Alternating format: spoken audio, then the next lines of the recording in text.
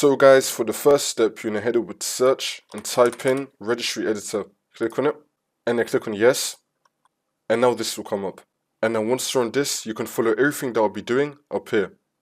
So first you want to expand history current user. And now you want to expand software.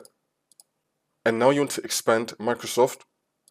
And now we're going to expand Windows. We're going to scroll down till we find Windows. You want to expand Windows.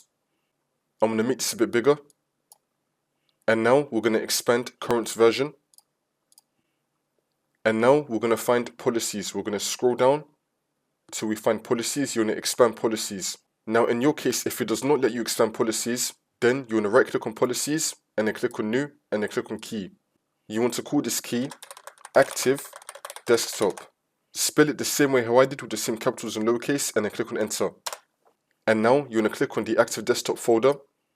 Make sure that you're now in the active desktop folder and now this will appear on the right side. Again, you can follow everything that I did up here.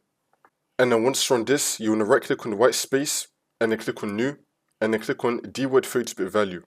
You want to call this no changing wallpaper.